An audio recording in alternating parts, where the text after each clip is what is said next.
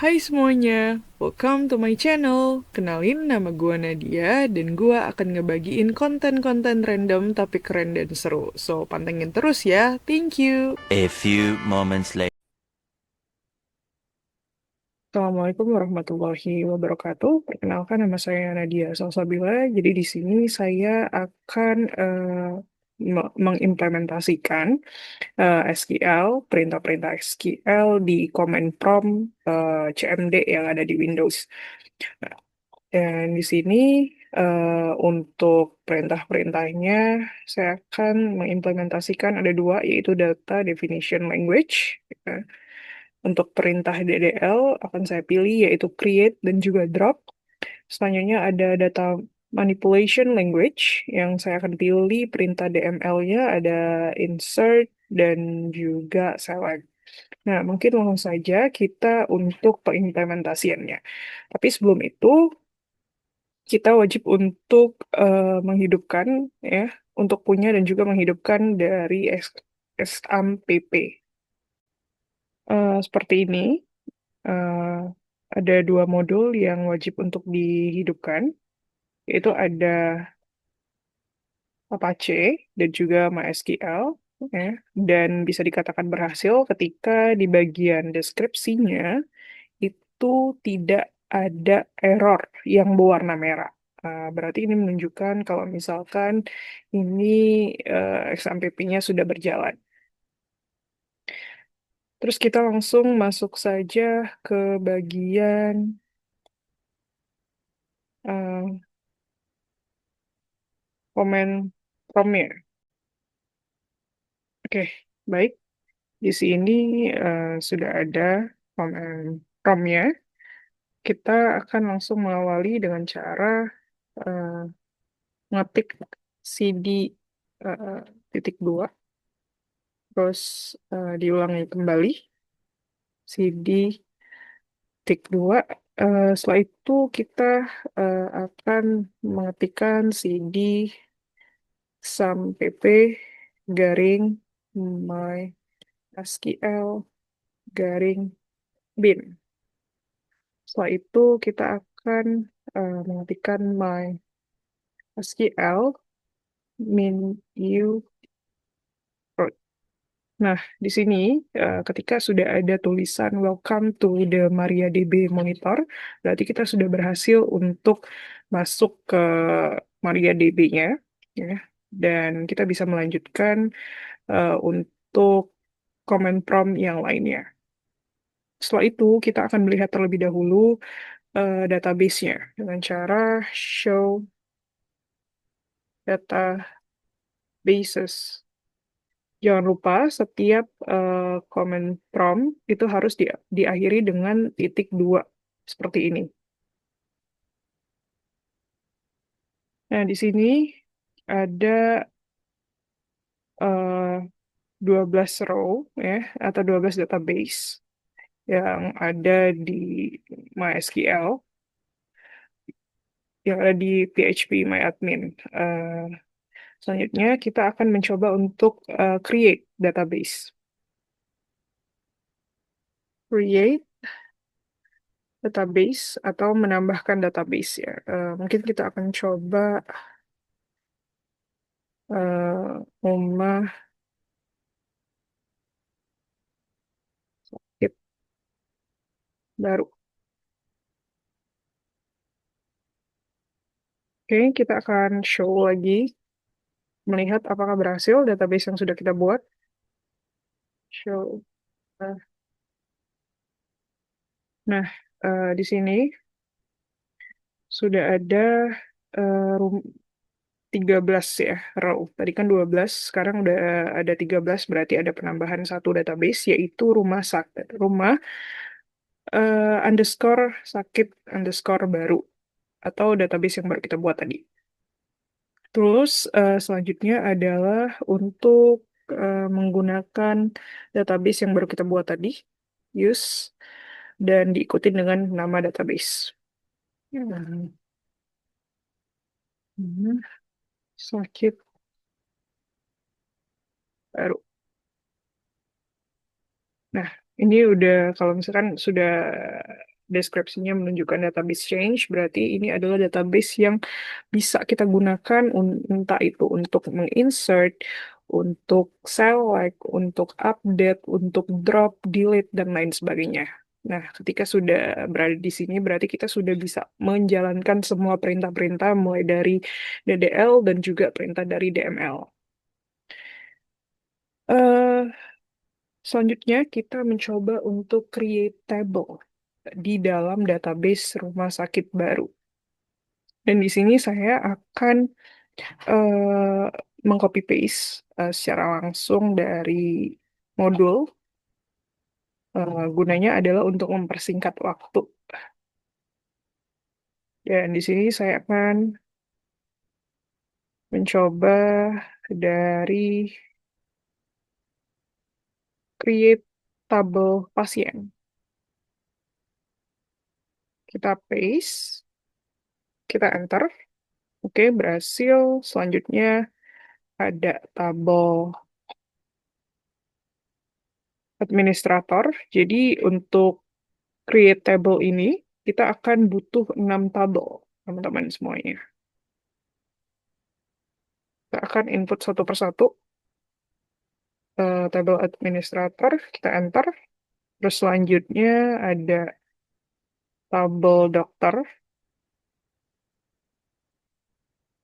Kita copy, kita paste, kita enter. Terus tabel dari dokter admin,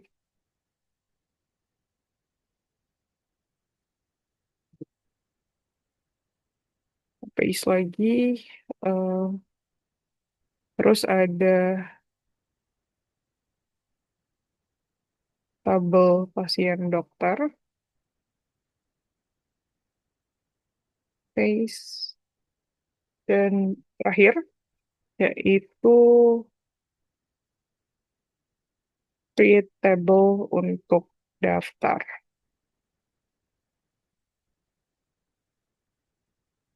Kita paste dan enter. Nah, sekarang kita sudah menginputkan tabel-tabel yang akan kita masukkan ke eh, yang ada di database rumah sakit baru. Selanjutnya kita akan show table, akan melihat tabel-tabel yang sudah kita inputkan tadi dengan cara show eh, tables. Nah, ini adalah tabel yang ada di database rumah sakit baru, mulai dari administrator sampai ke pasien dokter. Jadi ada 6 row.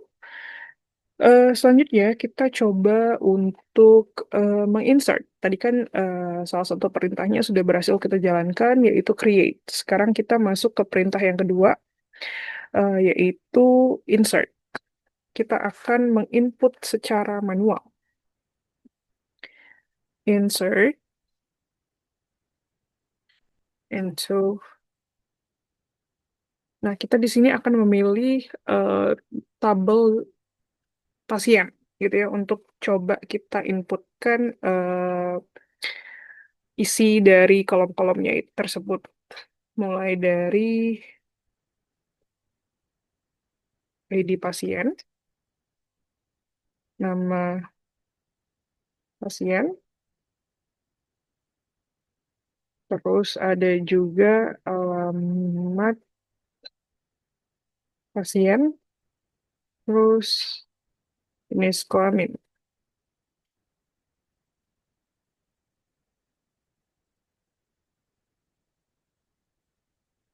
Kita tutup, terus kita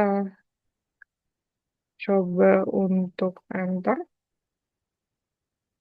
Kita masukkan values-nya atau nilai yang akan kita inputkan ke dalam tabel pasien tersebut.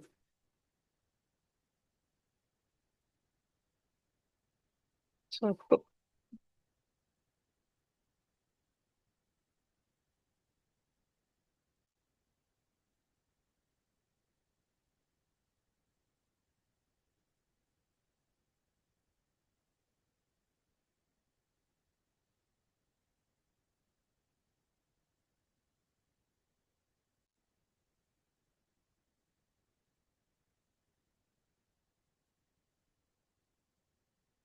Tutup lagi.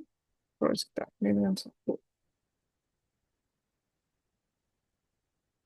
Dan jangan lupa eh, titik dua. Dan teman-teman perlu diperhatikan dan juga diketahui kalau misalkan ketika kita menginputkan dengan cara menginsert atau menjalankan sebuah perintah, maka sangat dianjurkan untuk ketelitiannya ditingkatkan. Kenapa? Karena di sini harus diminimalisir dalam kesalahan atau typo. Karena kalau misalkan terjadi kesalahan, terjadi typo, ya, maka akan menyebabkan error dan juga ketidaksesuaian. Jadi kalau bisa untuk penginputan eh, kolom-kolom yang ada di tabel itu sebisa mungkin untuk diperhatikan lebih detail karena kita meminimalisir kesalahan. Setelah itu kita coba untuk enter. Nah, ini eh, kita selanjutnya adalah berarti kan ini menunjukkan kalau misalkan insert itu berhasil untuk ditambahkan. Terus biar bisa membuktikan lebih lanjut, kita coba untuk memakai perintah select bintang terus from tabel pasien. Nah, ini sudah ada ya tabelnya mulai dari ID pasien, terus nama pasien, alamat pasien, jenis kelamin, penyakit, dan nomor HP. Nah, tadi tidak dimasukkan semuanya karena ini sebagai example aja atau contoh doang.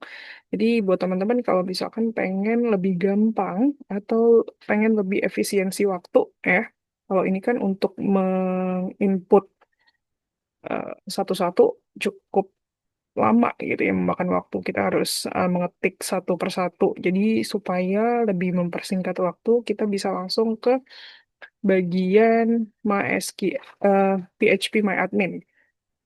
Apa rumah sakit baru ya kita klik aja sini udah ada terus kita ke bagian tabel pasien. Nah ini tadi yang sudah kita inputkan melalui command prompt CMD ya. Terus kalau kita pengen mempersingkat waktu, kita bisa juga menambahkan lewat tambahkan ini atau mungkin kalau bahasa Inggrisnya itu insert ya. Jadi disesuaikan aja. Nah, kita coba untuk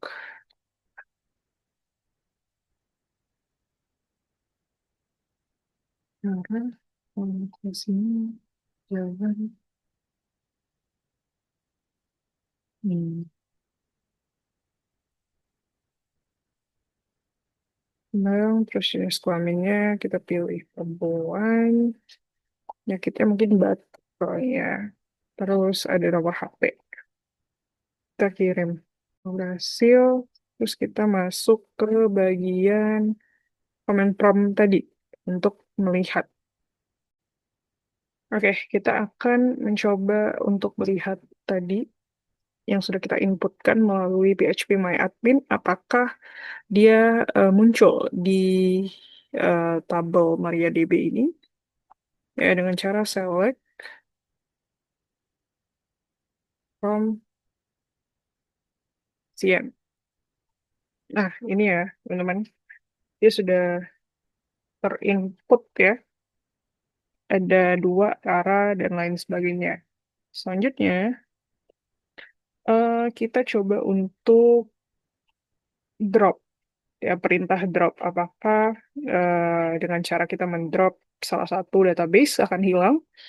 Nah, kalau tadi kan dari create terus juga insert terus juga select itu sudah berhasil kita jalankan. Sekarang kita akan pengimplementasian dan juga pembuktian dari perintah drop apakah berhasil. Tapi kita akan coba untuk create database baru supaya eh, database itu nanti bisa kita drop. Kalau database yang lain kan ada isi tabel-tabelnya. Jadi untuk meminimalisir penghapusan yang sudah kita buat tadi, kita kayaknya coba untuk buat database baru aja. Cara create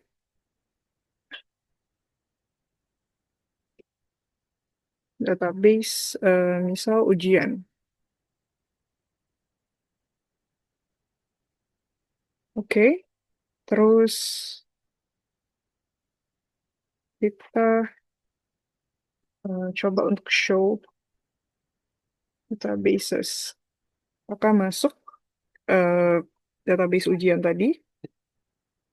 Ternyata masuk ya teman-teman. Di sini, di bagian bawah ini ada ujian. Dan dia ada penambahan satu lagi menjadi 14 row, yang sebelumnya adalah 13 row. Nah, ini kita akan mencoba untuk drop atau menghapus ya database ujian ini dengan cara drop database dan diikuti dengan nama databasenya, yaitu ujian. Jangan lupa ditutup dengan eh, tanda titik dua, titik koma. Kita enter, terus kita show lagi, show database, akan lihat. Nah, dari yang 14 row, ya, sudah berkurang menjadi 13 row. Artinya, database ujian tadi sudah terhapus ya, sudah hilang. Jadi menunjukkan kalau misalkan perintah drop tadi berhasil kita jalankan. Oke, mungkin itu saja yang bisa saya jelaskan dan juga saya beritahu ke teman-teman mengenai perintah SQL menggunakan command prompt CMD yang ada di Windows. Mungkin sekian, itu aja yang bisa saya sampaikan. Terima kasih atas perhatiannya, dan semoga apa yang saya sampaikan bisa memberikan pengetahuan baru buat kita semua. Saya akhiri, wassalamualaikum warahmatullahi wabarakatuh.